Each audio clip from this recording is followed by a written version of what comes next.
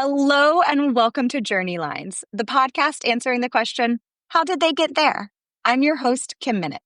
Each episode, I invite a guest to complete a reflective exercise plotting the ups and downs of their career against a line of neutrality. Together, we go through the highs, lows, and everything in between on their journey. My guest today, Cara-Lyn Giovanniello, who goes by CLG. CLG, how are you today? Oh, I'm very excited to be here. It's very exciting to be with you. It's very exciting that this is the first big thing in the new year, so everything is good. It's still early, though, so we have time to really push this off course. But for now, excellent. We can definitely make this a dumpster fire, all about it. I mean, that feels very 2024. Yeah, let's just bring that energy over. No, we're starting fresh. We're starting new. Before we dive into your journey line, give us a little preview. What's going on today, personally, professionally, holistically? Ooh, okay. So let's start with personally.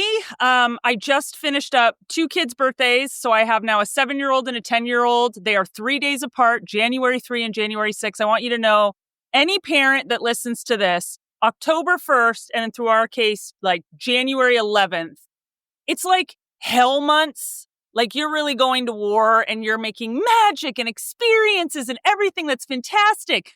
It's exhausting. So this being the first thing that I've done after all of that, I'm hoping to bring all the energy. And I'm also hoping, because it's going to be a big year for my business, which is CLG Coaching and Consulting, we are branching out to really become strategic partners within companies versus just doing coaching and bespoke offsites. So I'm very excited to start to partner with companies on a larger scale. This is like a really big deal for our organization, and I'm feeling really pumped to be that strategic partner with a lot of corporations and leaders that I really admire. And, I think if I were to level this off of like spiritually, to really go there, I speak the universe spirit. I'm feeling really calm and I'm feeling really positive this year, which I'll be honest, I don't normally have those feelings. I tend to be like a person who loves the negativity bias and sort of lives really well in the areas of non-positivity. It kind of keeps a dark humor. And so this year I feel very like ahead of the curve and quite positive. So I'm not sure what that means, but I'm going to hold it because it's new. And we're going to see if like having a super positive, really happy-go-lucky attitude maybe changes something. I don't know what, but something. I love that so much. I call myself a dark rain cloud. And I'm like, I cannot be the rain cloud at the parade all the time. I have to be calm. Yeah. Calm energy. That's exactly right. We're the redwood tree. Oh, I've got a huge redwood tree on my background right now. What a nice call out. Like you're here. Well, I am so excited to dive into this very gorgeous journey line that you've created all over the world. You were like speaking to my language. Kick us off. It looks like we're starting at Pepperdine University. My grandfather went there. What's happening? Yeah. So I started Pepperdine because I feel like, potentially this isn't true for all people, but for me, like consciousness, awareness of my own wants, needs, and desires. I have been such a good kid my whole life. People told me what to do. I did it well. Pepperdine felt like the first thing that I sort of was like, I don't want to do that. I have a problem with this decision. And so I kind of started my journey map there. And the backstory is, this is going to come across as, maybe a real first world problem, but I had really wanted to go to the University of Washington. All my friends were going there. My boyfriend at the time was going there. I was going to move to Seattle. I was going to go to UW. And I got into the school, but with no financial assistance. And then I got into Pepperdine and I got a full ride. And so I knew I was going to UW. I told everybody I was going to UW. And I went out, this is senior year of high school. I went out to a party and I came home and I always crept up the stairs and whispered goodnight to my mom because I wanted her to know. Oh, nice. I thought you were going to say crept up the stairs and snuck back in. Yeah, I just came into the house and I always say, Mom, I'm back. And she said, okay, honey, by the way, I enrolled you in Pepperdine. We can talk about it tomorrow. And it was like the first moment I felt really sort of out of body that what I had wanted wasn't being supported or respected. And I was going against the system, which I had never done. And that was sort of like the beginning when I go back. That's what this journey map has done, has been like, what are these key moments in your life? I really felt like something deviated from what I truly wanted to what somebody else truly wanted. And being a perpetual people pleaser, really having that vein of wanting to make everyone around me happy, do what they want me to do, make sure that everyone, feels like I'm giving them the attention and the care. This is one where I felt like you're not giving it back to me. And there'll be a theme in my journey line of really feeling like this struggle against who am I versus who do you want me to be? And so this felt like really the first time that I explored what that felt like and looked like and tasted like. And listen, Pepperdine was a great experience. I was there for 5 years. I was what they call a super senior because I found out that I could go to any of their international programs for free. So as part of my, scholarship, I went to Florence, I went to England, I went to Heidelberg, I did the biblical sites trip. I think I went on 5 different programs. And so I was like, well, I might as well just extend this free ride as long as I can because Pepperdine has the most gorgeous campuses all over the world. And I took advantage of that. So it's like just below the line, I think more from the decision-making aspect than, what a good experience it was and, what great people I met there. But again, there's a theme here and I'm going to track back to that in a few different places. Yeah, I feel like we'll get there. I love that you called out your 5th year. I called that my victory lap. That too was a 5-year commitment to college. Yeah. Did any of your friends wind up going to Pepperdine, or was this you kind of like really going out on your own? I had a best friend in high school. We had gone to school together since about 6th grade, and she had really wanted to go to Pepperdine. So I had applied to go with her. And again, like just because the majority of the people that I really wanted to sort of, basically follow were going to go to UW. And that was just a couple really best friends. And then, of course, my boyfriend at the time, which in high school, you think, this is it. This is the person. This is my first love. We're going to make it through all. Yeah, we're going to get married. This is my person. And so it just felt like if you imagine you're stacking dominoes and they either get knocked over and they go the positive way or they get knocked over and you go devastation. This felt like the beginning of a series of like, what is going on? Why is my life going this way? And because I've always been such a positive person and, really felt like up until my 18th year, I just wanted everyone to be happy. I wanted everything to be copacetic. This was like the first real reverberation of like, shit, I'm not doing what I want to do and no one's listening to me. And how do I be in the world when I don't want to do this thing? And so again, it's like a really tough life lesson. But, listen, I made a lot of really great friends. Shout out to Josie and Gerald, who are still my super senior, best friends today. And also, it was one of those real like, I don't like this school. I don't like this city. I know Malibu, judge me all you want. But, and also, yeah, we're recording this on day 2 of the fires. So lots of love out to all of our friends and family in Malibu. So you complete Pepperdine, a delightful 5 years. You have this opportunity to travel, which I love because it looks like the next point on your journey line is very far away from Pepperdine. Where did we go? What did we do? So I was very lucky. I was raised by 2 parent teachers. So we always had the summers free. And what my parents did, because we were very middle class, is we would home exchange. And this is back in the days when you used to get like a phone book size book where they had little tiny snapshots of the house. So you couldn't even see it with, 3 lines of description saying, we have a house in Portugal. It fits 6 people. These are the dates we want to travel. And you would hand write them a letter and you would swap at the same time because this is before people had vacation homes. And so every summer we spent about 6 to 8 weeks in Europe. Usually it was Europe. And so I had been visiting England. I think the first time I went, I was 9. And I don't know if this has happened to you, but it for sure was this moment where I knew I had met my people. I have a very dark sense of humor. I work very quickly. I love a walk and talk. Shout out Gilmore Girls. Shout out West Wing. I love things that move very quickly and people that respond very quickly. And I love sharp wit and I love dark humor. And from 9 years old, did I know that these were my people. So I had been going back and forth to England probably at least once a year from 9 until, I graduated college, which was 22. What I had done, though, is I had spent a year and a half on the international program in London. And I had met my second great love in this life and really, really did feel like this was the one I was going to marry. But England was the most fantastic experience because it was the time I really felt my most self. I knew I was with my people. I was doing a degree in war studies. I was getting a master's from King's College, Which war? So it was primarily World War II, but I studied Entente strategy. So I wanted to understand how leaders made decisions and how they impacted and influenced all of their soldiers primarily. But the backstory to that is when everyone asks me, are you serious? War studies? My father was in World War II and he was a fighter pilot and he was shot down over Germany and he was a prisoner of war for a year before he was liberated on D-Day. And he was one of the most fantastic human beings I've ever known, hands down, like the most sweethearted, gentle person because of his experiences. And I felt that dichotomy my whole life of how does this person go and be a pilot, a fighter pilot, and then end up with 5 daughters, very gentle, very soft, very sweet. How does that happen? And so I was always really interested in history.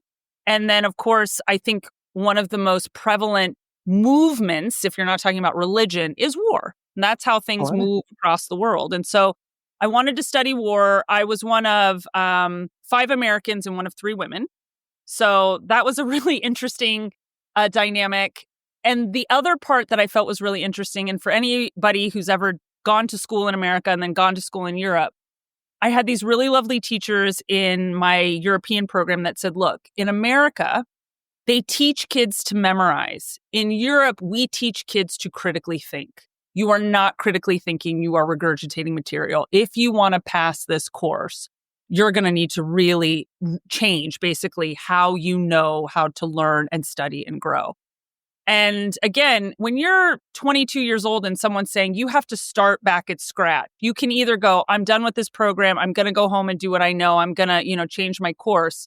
But I get very tucked in. And when there's something that I really want, which is usually, as I said before, to do good, I'm going to really dial up what I need to do. And so even though that program was a year, I basically spent it in a library. I basically spent it reteaching myself how to think, how to learn. I was, head to the grindstone, just totally going to nail this. And then on the pivot side, it was the first time I had let myself enjoy being like youthful. And so I had friends and we would go out to drink and we would go to parties and we were doing all these things that I'd never done at home. And I felt this real rebirth of who I was as a person. I knew my people. I knew my sense of humor. I knew why people liked me. I knew that I could learn a really hard thing. I was in a school that I wanted to be in. I was in a country that I wanted to be in. And I spent 3 years there overall. And then basically got kicked out of the country right around the same time that my father passed away. So it was one of those where I was forced to come back to America. And, in the journey map, you'll see the little RIP down at the bottom. But, again, my father had me at 60. So it wasn't like I didn't know he was going to pass away in my life. And what was a real challenge was that when a thing that is going to happen finally happens, how you behave and how you respond and what you feel is so different to what you think is going to happen. That was this really eye-opening moment for me of how well can we know ourselves? How well can we prep for the future? So it started these like little seeds in my mind garden just around how do we plan for the future when things that are unknown may affect us so dramatically. And so I was kind of in a weird place, having just graduated, having been kicked out of this country that I wanted to live in. I wanted to, get married and I wanted to do all this stuff. Why were you kicked out? Was it an immigration thing? Yeah. Had you overstayed your visa? Okay. I mean, I go to Gatwick and the gentleman there is like looking through my passport and he goes, ma'am, I'm going to need you to step to the side. And then I was that's in. not what you want to hear. No, 100%. Have I had some real rough airport visits? And I think some of them are not suitable for this podcast, but I will tell you, very not good immigration stories.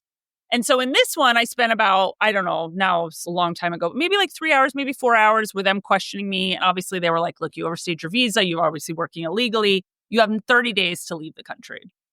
So in that 30 days, my father passes away. I'm like trying to ship over all my stuff. I'm trying to cut off my life. I had a boyfriend at the time. I had obviously friends. I really thought I was going to be there. And so coming home was so disorienting and so disappointing. There was nothing that felt good when I came back to America. I had left my country. I had left my people. I'd come back to my family that was in pretty bad shape. My father had passed away. My mom, they had been married for 27 years and they were together 24 hours a day.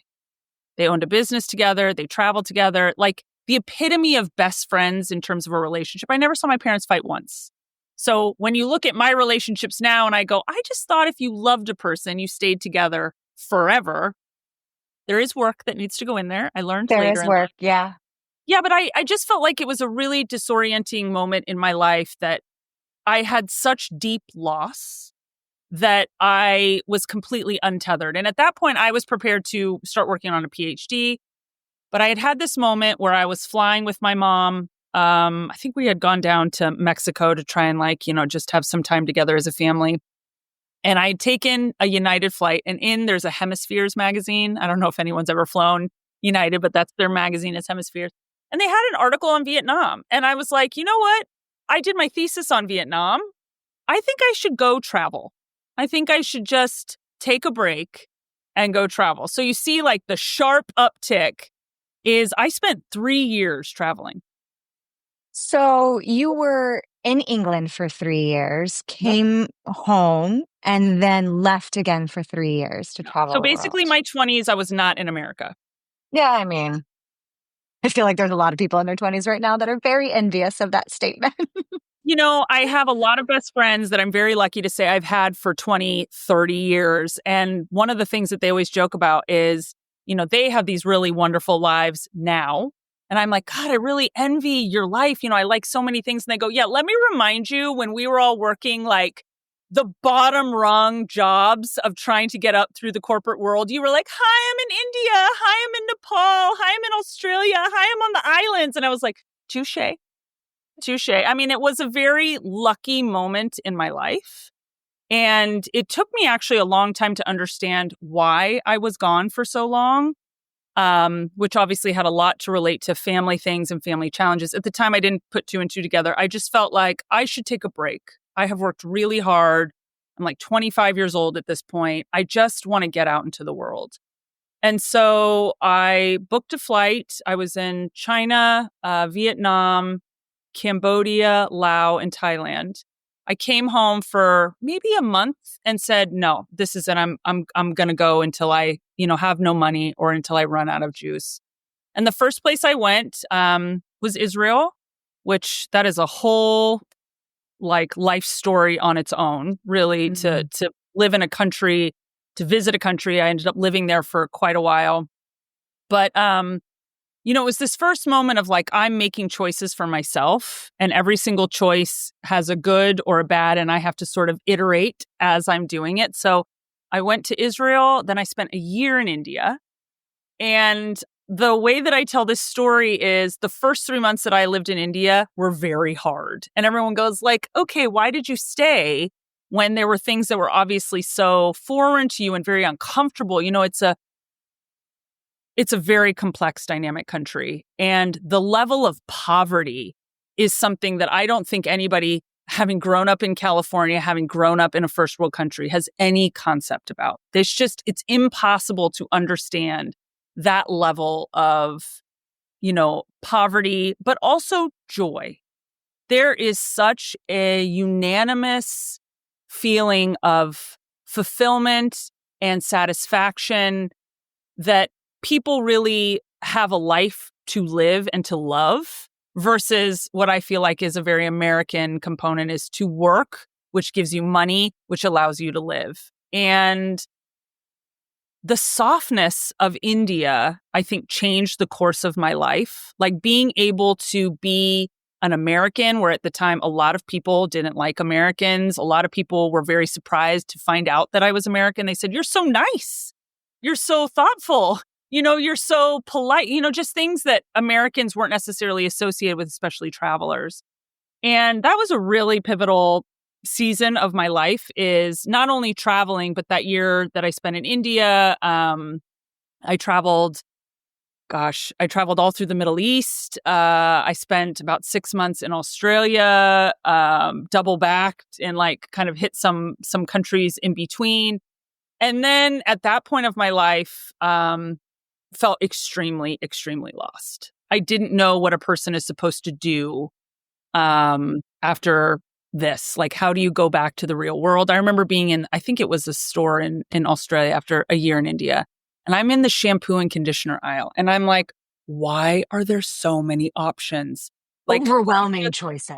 yeah, you just need to wash and condition your hair. Like, because in any of these countries, you get one product and you're lucky to have that one product. And so to be in there was this disconnect of who am I now that I have lived so frugally and so joyously, to come back into an environment that felt like it was exuberance and abundance and deep dissatisfaction and disconnect amongst people and families. And again, I've gone from a disorienting time to this really, beautiful moment in my life back home.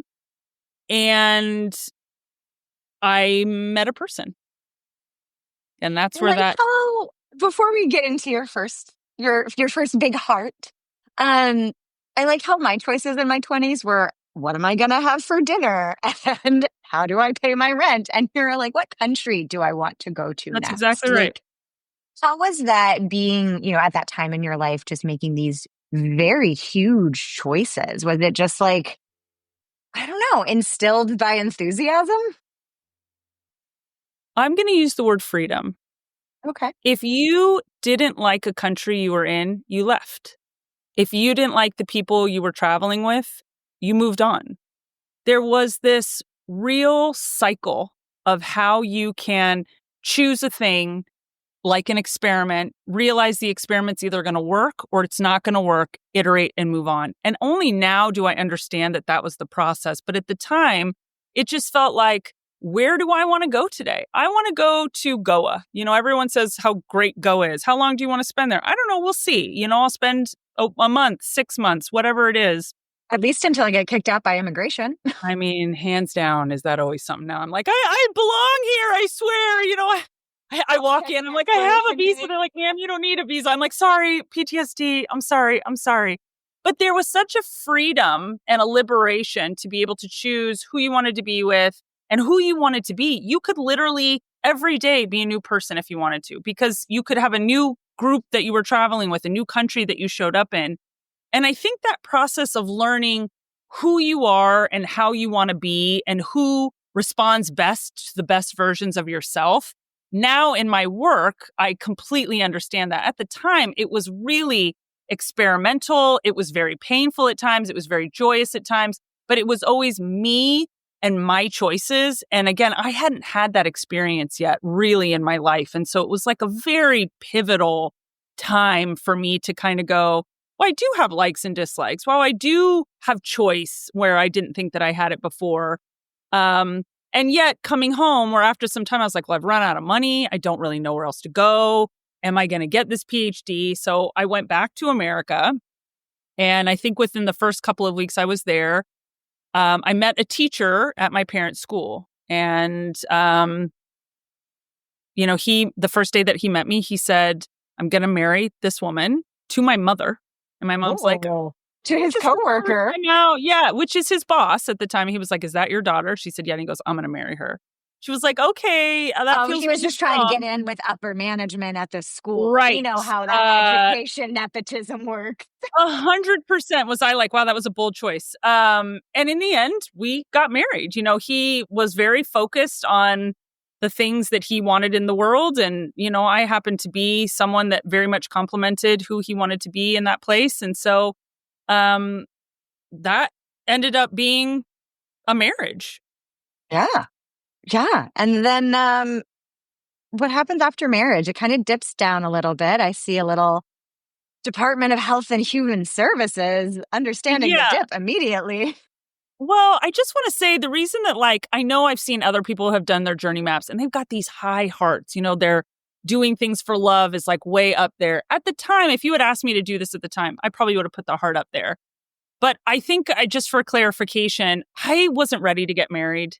I think at this point, I'm coming up to my 30s, and this pressure to be a woman, to get married and to have kids was so extreme. I came from a very close family. All my friends were getting married. Everybody had careers already for 5, 6, 7, 8 years. I come back and I'm like, I have zero money. I basically just have multiple degrees and a lot of life experience.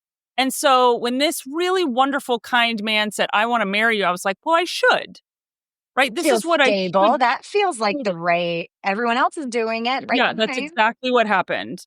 And so now looking back, I sort of have the heart a little bit more to neutral because it wasn't the right move, potentially, because there was a lot of heartache of not going into a marriage really with the full sense of what it is and what it could be. And I just was trying to, once again, as I came back to America, do what people wanted me to do. So if you notice, I'm in the world, I do what I want. I come back into America, I become this people pleaser. I become this good girl. I become, whatever it is that I felt like everyone else was doing. And that's a theme that I noticed in doing this was just how many times I said, well, everyone else is doing it, so I guess I should too.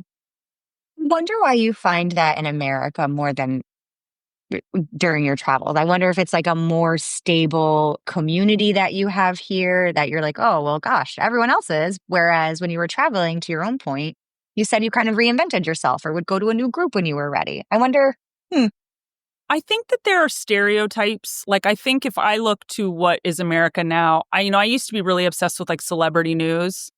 And like, I think there is this thing that we have, especially in Western culture, of looking like we're supposed to and doing what we're supposed to. And, there is this dichotomy of being perfect versus, potentially being who you really are or going off the beaten track. And I definitely felt the pressure of, coming from a good home, of having good degrees, then what's the next thing that a person should do? So this next series of my life is literally do what everyone else is doing, because then you will feel like you fit in. You will feel like you're on the right path. And man, has this been a rub for my whole life of just trying to fit in and not, and then feeling like it was me. Like, am I depressed? Am I doing something wrong? This must be me, because it can't possibly be everyone else. That's crazy. And yet we'll find later in my journey where I'm like, hey, it's everyone else. But, at that moment, I came back. A really lovely man said, I want to marry you. I said, okay, that feels like the right thing to do. Then I got my first real job. yeah, real Yeah. job. That was with the government. So anybody that's ever worked for the government, I see you. Shout out to the Department of Health and Human Services. There was a lot of really great people that worked there and a lot of really wonderful people who are trying to do good for the people of America in the different areas that they're working. Mine was in Head Start and Early Head Start. Again, coming from education, I very much responded to working within education. The job was awful. I am a do-gooder and I am a doer. Like, I'm very ambitious. I want to do things. I'm consistently busy. This is a job where they said we had to fill a spot, so we didn't lose it. You can sit at your desk and do whatever you want to do, but you have to be here from 9 until 5 with a 45-minute break or whatever it was. And I was like, but what do you want me to do? Yeah. Can you give me something to do? Yep. I would like some sort of impact. Yeah. And that was again, one of those moments where I was like, what are we doing here? Why am I here? But I knew I had to, because you have to get time on your resume with, really important jobs. So I stayed in that job for 2 years and I made the best out of it. And two things that came from it is, one, I learned very quickly that no matter what job I have, I don't necessarily do it the best out of everyone else who's doing the job, but I can explain it to others. So I come from a family of educators. I was like, I don't think I want to be a teacher because everyone in my family is a teacher. What did I end up becoming in my life? Basically an adult educator. But every job I had, I noticed that there were no ways that people were explaining to new hires or even to seasoned people the reason why somebody should do something, the order that things should get done on. So this was the first moment where I got hired to do a finance position. Connect the dots on that one for me. I don't know, but they hired me. It was for finance.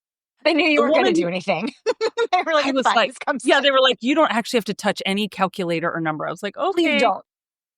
And I worked with this other woman who was so brilliant. Like she could just speak in numbers. It was just her thing. And so anybody that came in, she would do all the presenting and the talking. So what I would do is I would explain to other people the mechanisms of our job. I would explain what we look at and why we look at it. I'd explain the processes and the systems and why we're using them. And so that was sort of my area of expertise where she did like the hard work.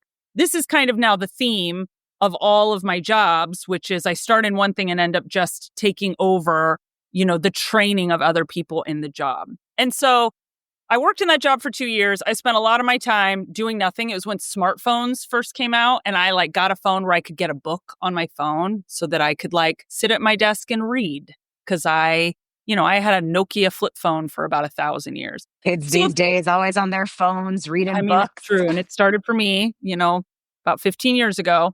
But that job was just a real look at there was no one trying to inspire me. There was no one trying to grow my career. There was no one saying what do you love to do? And what do you want to do? It was you have a job and you work because you need a paycheck to live in California. At that time, my job paid me $42,000 a year.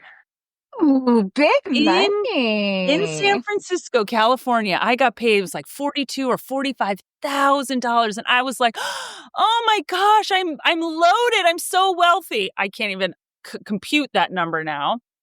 But, again, it was my first job. I got married. There were a lot of really beautiful things that were happening. Now, in hindsight, I'm like, oh, what? But at the time, I felt like big stuff, getting a salary and, having benefits and, all the things that sort of at the beginning of your career, they feel like they're everything. And so I was doing everything I was supposed to do. And then I moved on. And you see a big jump above the line to UC Berkeley. So go Bears. I got a job, wait for it, in finance for their Perfect. grant. After 2 years of not doing finance. That's right. As a grant administrator. Cool. And what really happened when I was at UC Berkeley is that this ability to be able to translate very complicated processes and systems into a way that could train new people. This is obviously a huge operation. And there were, probably, I don't know, in our department, 100 hires a year. And nobody could train them. My first supervisor said, you sit behind me, you don't talk, you watch what I do, and you figure out how to do it on your own. And I was like, that's a system that's maybe not going to work for This most is the people. worst onboarding approach I've ever heard of. 100, there's probably a lot of people that you work with that are in HR and speak HR. This was an HR hell pit. Every single thing that went on there, you were like, wait, is this legal?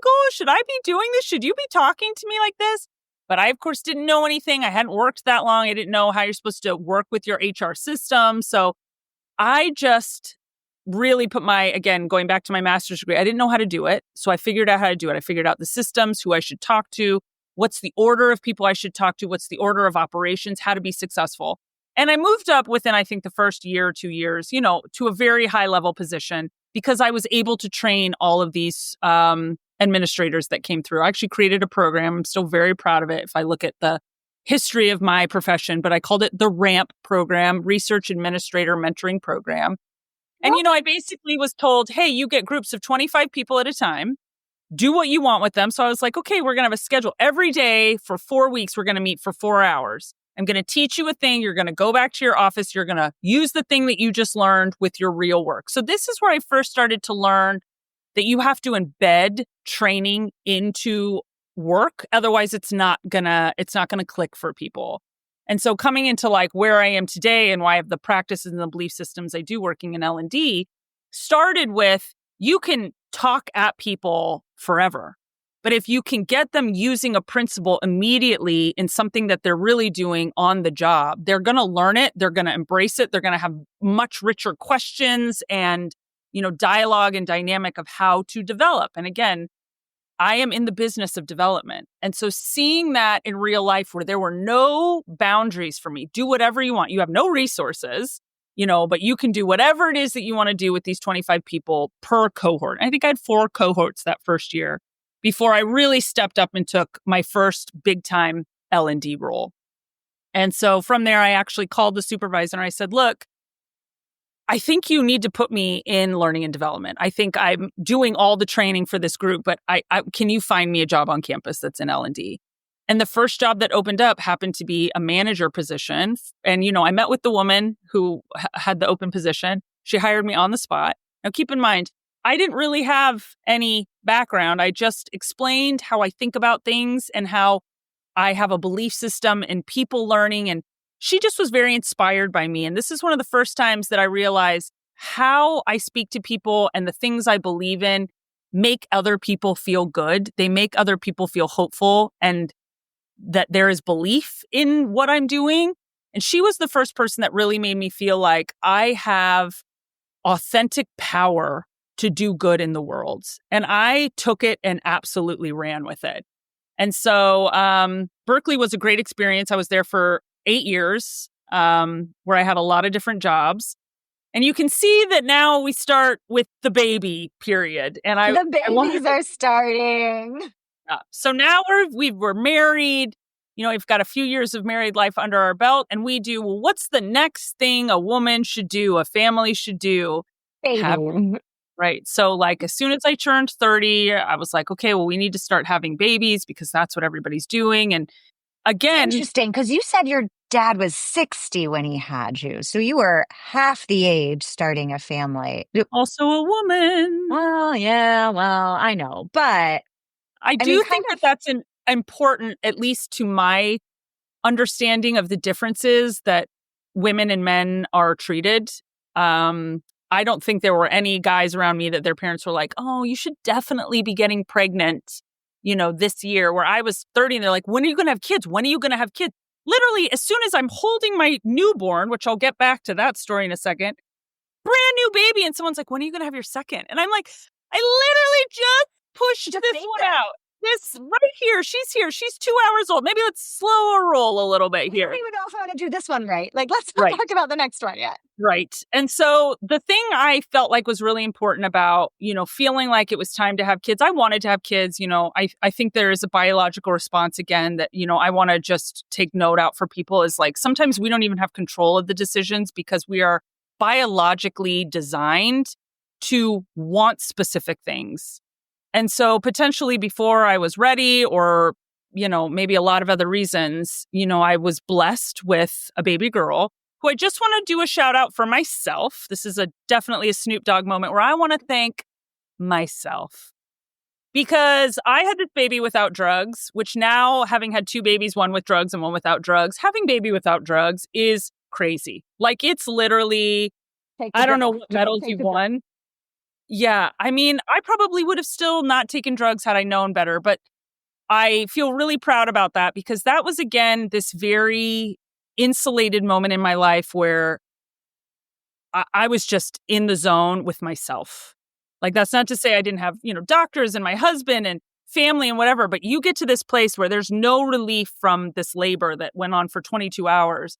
You are in a meditative zone.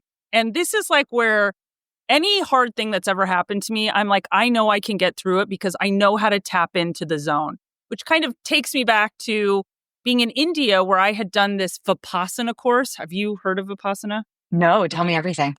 They call Vipassana the boot camp of meditation. You go to a center and for 11 days, you don't speak. For 10 of those days, you don't speak at all to anybody. And you meditate for 11 hours a day. So I'm this white kid from California that is hyperactive. And I go to this center because everyone on the travel thing goes to these centers. I don't even know what it is. I just show up and I sit down and they're like, okay, from here on, you're taking a vow of silence and we will teach you to meditate. And so having gone through that experience where I think I went crazy and then came back and I stayed. That was a good path. Yeah. I mean, I definitely sat through the 11 days, maybe it's 10 days actually, but neither here nor there. I definitely went crazy about day 7, day 8, and then had mastered this small part of ownership over my mind and my feelings and my spirit and reconnected with that when I had the baby. And so when Evelyn was born, it was this really wonderful moment that quickly changed for me. And, everyone has their own stories. Mine, I feel like, was very much led by having terrible postpartum depression, two babies through. And for any woman or any family that has had a person that has extreme postpartum depression, it's probably one of the worst things that's ever happened to me, because I completely felt disconnected from who I was. I felt disconnected to my child, who, everyone says, you have a baby and you love them. The best advice that I was given by a friend of mine who said, you may not love your kid when they hand them to you. You may not love your kid a month or 2 months or 3 months or a year after that baby's come to you. And that's how I was. It took me about 17 months, not to be too specific, but it took me about 17 months with each kid where I was not capable or able or functioning. I was just in this terrible place of disconnect. And I just think that was a really, really hard period. Like when I think about my babies, I don't remember. I have the feelings of being so deeply unhappy. And, you don't think that when you associate new babies and new families and all this sweetness. And I did all the things. I love it. I love motherhood. I love my kids. I love everything. I'm going to do all the things I'm supposed to do. Exactly. Back you to see that. the thread. Yeah. So I had these two babies. I was doing everything that I was told to do, not have one kid, have two kids, keep your job. My You had career two was kids. They're 3 years apart. You went through 17 months-ish of postpartum depression, 9 months of 10 months of a pregnancy. Yep. That's almost 4 years of your life just. Yeah. I don't want to say lost, because that's not right, but altered. Yeah, I would say altered is a good word. I was going to say gone. I don't have any memories, especially of my second child. Like of my son, people are like, oh, don't you remember when he's this age? I'm like, I really don't.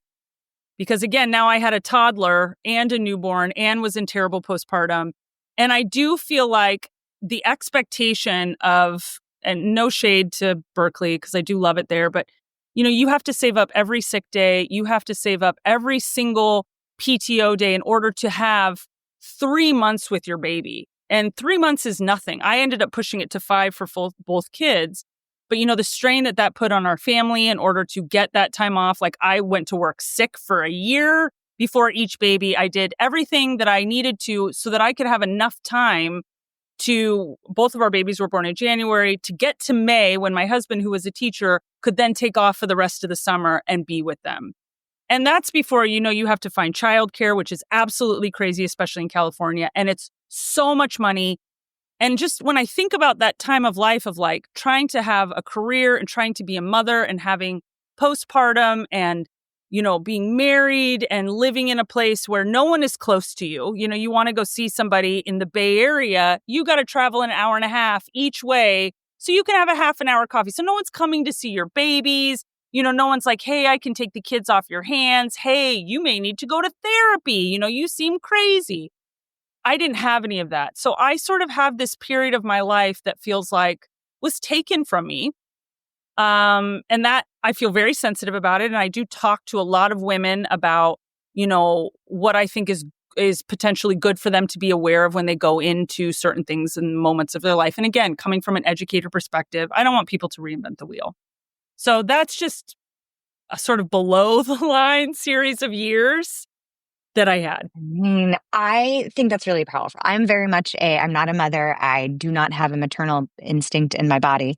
And I've only ever heard the good stuff. This is why you should have it. This is why it's so easy. And I think just now in our society, women are talking more about postpartum, about the struggles, about childcare and inability to leave work and all of that thing. So thank you so much for sharing that. I appreciate you saying that. I think it's just important because these things defined how I see the human condition and sort of the level of empathy that I have now for people in a lot of different areas. So I have them now for women and for mothers and for anybody that works, especially like in California or New York. Like really, you have to be making a set salary that if you make below $200,000 in your family, you're considered below the poverty line. It's a wild dichotomy to, these years of our life, which in my case were my 30s. And yet, because as I mentioned, I'm an extremely ambitious person and the smile is always there, I was still doing really good things and was still, improving in my career, I had become the department director of the astronomy department, which was kind of like a life goal, to be honest. Not that I knew it, but I love scientists. Like, their belief system, their inability to deal with, sort of like the everyday thing, because they believe in science and they believe in growth and they believe in experimentation and hypothesis. And, I really loved that job because it felt like I was with my people. And for that, I felt very grateful. However, again, you have to work at a university. It's not going to give you this salary that you're really looking to have. And at some point, I realized my husband, who's a teacher, we're never going to get too far, into, mega millions with both of us working in education. So at that point, I started looking for a job. And this was the first time in, almost 10 years that I was like, maybe I should do something else. What could I be good at, having kind of done the work that I've done? And enter Square. At the time, it was called Square. And I have a couple of shout outs for some people, but relationships are everything. And I just really want to kind of level set of things that I really believe in, which is relationship intelligence, finding your people, connecting to your people. It's probably one of the most impactful things that you can do in your life if you give it the time and the attention, whether that's your partner or your best friends or your employer or mentors or your children. But relationships, I think, are what creates fulfillment. And you can have relationship in a lot of different ways, even with yourself. But why I took that job is that the hiring manager, shout out to Francois Cadeau, we had such synergy and symmetry in not being the same person, but believing in the same things and understanding where the opposite can complement you and make you as a whole even better. And so this person said to me, I want to hire you as the head of leadership development at Square, and I'm going to give you carte blanche to do what you think is the best programming. There's nothing templative that you need to stick to. You can do whatever you want. And to have somebody say, I believe in you. I believe in your belief system. I believe in your methodology and your best practices. Do what you want in this company. And I created some of the most impactful work that still to this day, I'm like shocked that I could do and that would be so well received and that they're still using, many years after I've left there, because it was just built with such love and with such intention and with such belief in the power of growth. And that's where I started to understand the different components that I now rely on for my work, which is around learned intelligence. How important emotional intelligence is, how important relationship intelligence is, and how those two things used together will create strategic intelligence. And so that's my practice now of the work that I do. And I felt extremely confident in, building out that programming, building out that methodology, really understanding the way that you can scale people's growth. And so it was like a same pivot of being, traveling for 3 years. This was freedom. This was liberation. This was creativity. This is being who you wanted to be and showing up how you wanted to be and asking other people to do the same and them saying, absolutely, I will do that because how you explain it makes sense to me. And so I just think back on those. I worked there for 3 years and probably the best job I've ever had, hands down. Best people I've ever worked with. So shout out to everybody from that moment of my life. Absolutely. Oh, I love that. And as great moments normally do, it looks like you go from a high to a low in your next role. Yeah. I won't pretend to know what that logo is. If you want to say it, you're welcome to. I won't because, I think it was mostly an experience where I thought that I got it.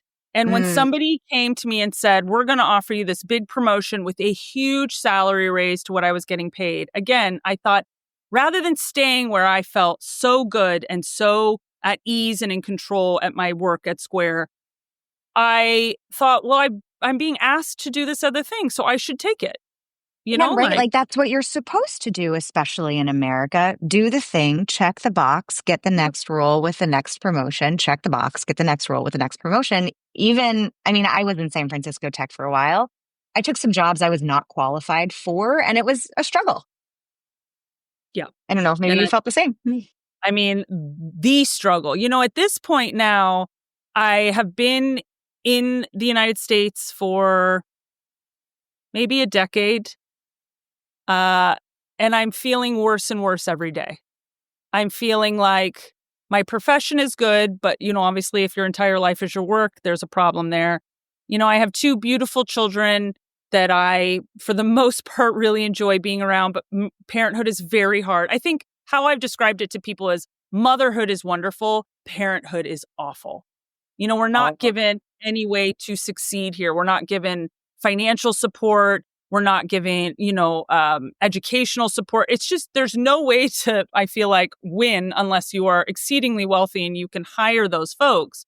But as a country, I don't think that they're supportive of parenthood, which was really hard for me because, again, I love being an American.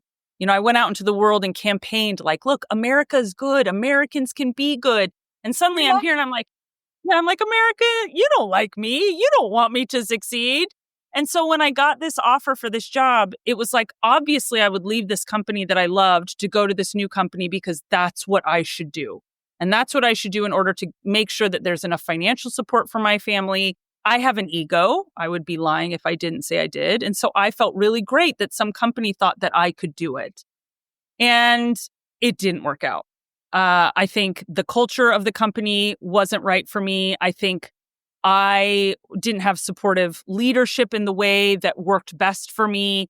There's a lot of excuses that I can give. What I will say is this is where I just started to unravel. Like my life really started to work in the opposite way of, every way that we hope will go. And even though I had money and I had security in a lot of ways I had never before, this was probably one of the lowest periods of my life. And not only was my job not working out, my home life wasn't working out. And I realized that I had married a really wonderful person who was not right for me, nor I for him, in a romantic marriage.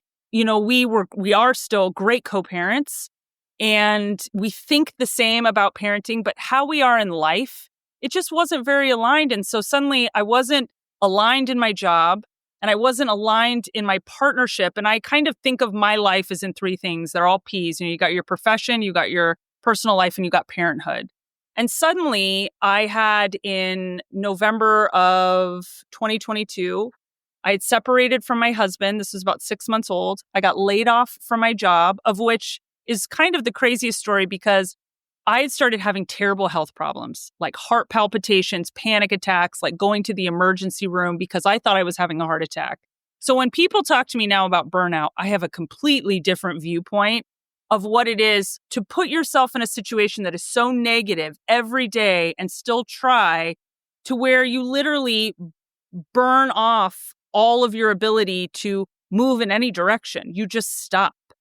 And so I was in the process of going on medical leave because I still wouldn't leave this job because I was like, you have to do it. You have to be successful. You must have succeed. They thought you can do it. Succeed.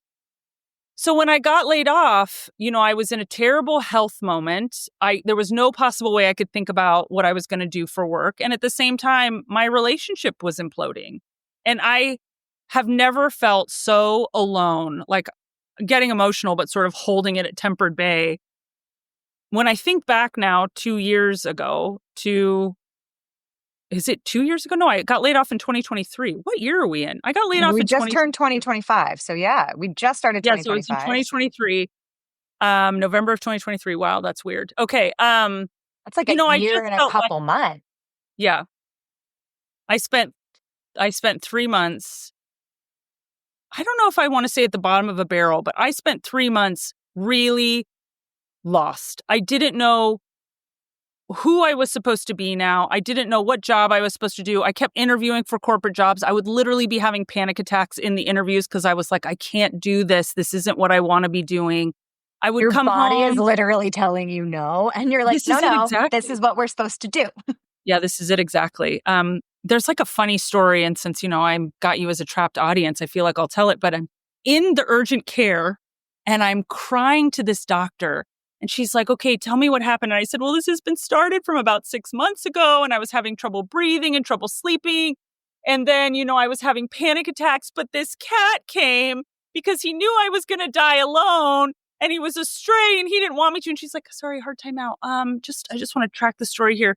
So you're telling me that you were having health problems for about 6 months, but it was only when a stray cat came that you realized you were having real health problems, that you could die. And this cat was there to save you. And I was like, okay, now that you're saying it, I realized that makes me feel crazy. But then my sister came from Texas and she said the same thing about the cat. She's like, hard time out again.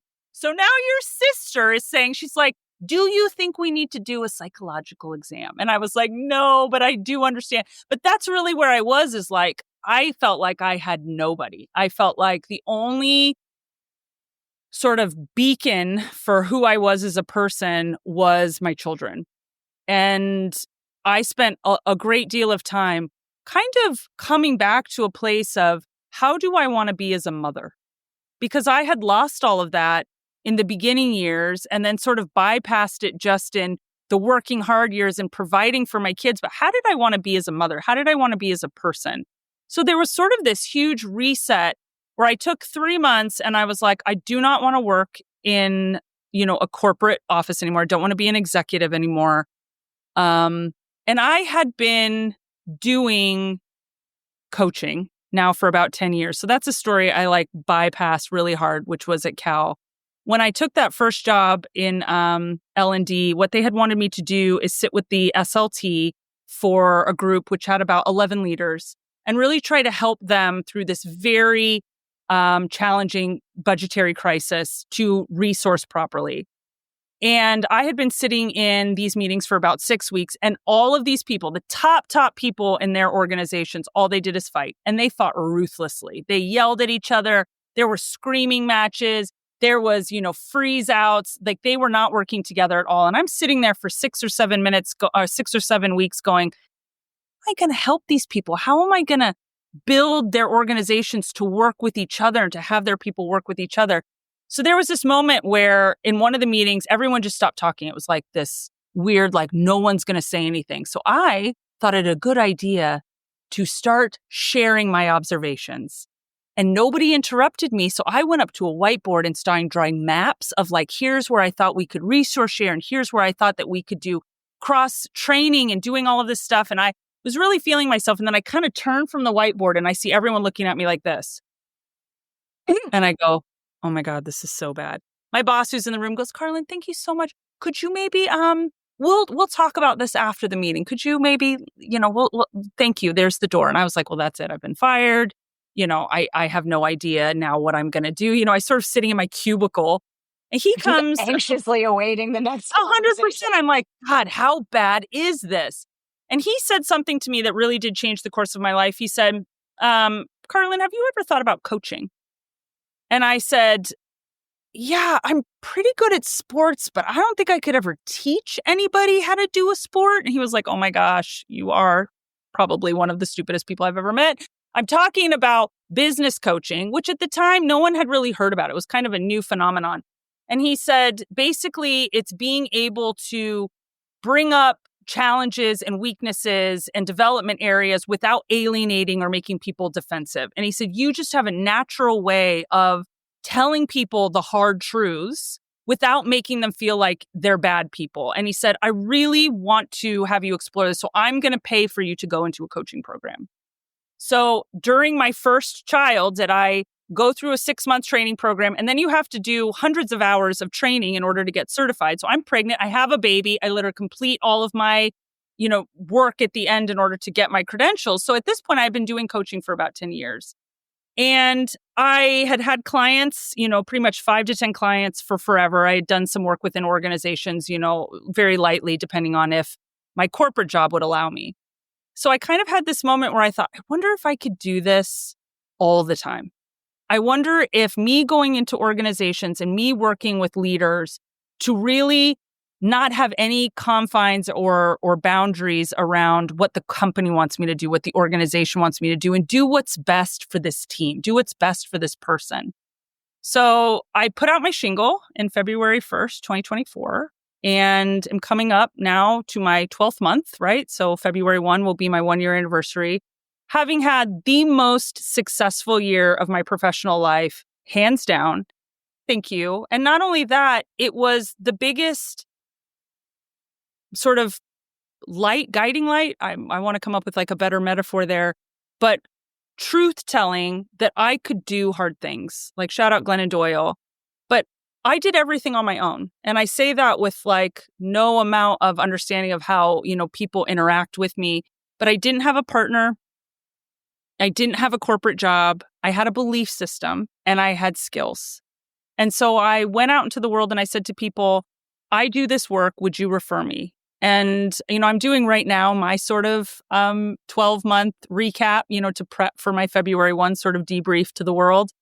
And in that time, I did 26 offsites. We still have what's going to happen in January. So that's crazy.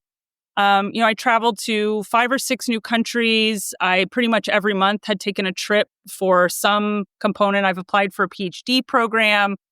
I'll probably be going to school to do something either in leadership studies or in psychology. I really figured out my finances. I figured out co-parenting. I figured out, how to work in a corporate field without being internal to a company. And I suddenly became the truest version of myself. And I don't wish this on anyone. So to be fair, when someone's like, I don't want to know who I am, this is maybe not the path I would say to take because it was the hardest thing I've ever done. But I think anytime you find yourself, it can be a hard path. Yeah. And that's what this was. And also, as I sit here and kind of have these conversations with you and I'm looking back on this map of like not getting to make my own choices, feeling like I was doing things for other people, feeling I was doing something for a system, to somehow break out of that and kind of go against everything that everybody tells you should be doing. So, I'm not thrilled to be a divorced mom of 2, but I am thrilled that I have an amazing relationship with my co-parent. He's still the most phenomenal person. And we have managed to do something that I don't see a lot of couples being able to do, which is to break up as amicably as you got together. I have a coaching practice and, a development business that speaks to people on a level that is completely, reminiscent of who do you want to be? Who can you be? How do we get you there? You have your own power. So it's a little bit of science. It's a little bit of, art. I call it, the art of learned intelligence. And I'm setting an example for my kids. I'm setting an example for my friends. I'm setting an example for the people that have been around me that I can do hard things, that I know myself, that, I'm still as ambitious as ever. I just want to do it in the way that feels right to me, which took me 40 plus years to figure out what that looks like. And yet I am in my happiest place that I've ever been. I am in my most fulfilled place, my most satisfied place. And as I mentioned earlier, when you stack your dominoes, this time everything has fallen to the positive. It's fallen to you've laid the groundwork and now good things are happening for you. And I think that's how you and I ended up together, is that somebody said, hey, she's great. You would want to talk to her, of which I have talked your ear off for however long. I love it. And I'm just feeling so good, and I, replay this video for me when I call you and I say, oh, things are bad, Kim, things are bad. Wow. I'm just going to replay this part. You'd be like, just replay the part where, on a podcast, you said, this is the best moment. But I think it really is the best season of my life. And I look forward to see what's coming next. I look forward to the companies I get to work with and the friends that I have right now that have been so supportive and wonderful. And I just feel, good. Well, it leads me to my last and final question. What's next for you? If you could wave that magic wand, what do you hope comes next in 2025? Oh, yes. I don't know that I have a succinct answer. I don't know that I have like the right answer, which feels appropriate to say for this, but I feel like trusting myself and doing actions and being the person that feels the best to me. And I know now what that means. Like I know how to interact with people. I know who to interact with. I know what relationships are really going to serve me versus the ones that look good on paper. I understand what my business is doing. I have had so much success in helping individuals and leaders and teams and organizations grow that I know that this is a skill set that is my own and that it's going to continue to blossom. And I also know that my kids are wonderful and that they are healthy and that they are happy and that I've managed to do a thing that I didn't think was possible. And I will say that, kind of the sky's the limit this year, and I'm going to be pushing that a little bit. But I am looking forward to working with some new organizations this year, more as a strategic partner, less of, an offsite specialist. And I am looking forward to sort of taking my life more seriously in the ways that I want to. And we'll see what that looks like, in 12 months from now. But it just feels very calm. It feels very stable. It's like your redwood tree. I just feel like I'm both touching the sun and the roots of the earth at the same time. And, oh God, it's good. It's good. It's good. It's so good. Well, if people want some of that goodness, where can they find you? Absolutely. Please find me at clgcoaching.com. There are a lot of different things that will bring you to finding me. So please do. I'm very interested in you. I'm interested in the things that, you're going through, whether or not we end up working together. It's always good to have a friend in your corner. And I feel like that's what I am, is the ubiquitous friend to everybody. So I do hope that you reach out. Deal. clgcoaching.com will be down in the description. Cara-Lyn, thank you so much for joining. Thank you for telling the story. Thank you. And we'll see everyone next time. Bye, everybody. Bye, everyone.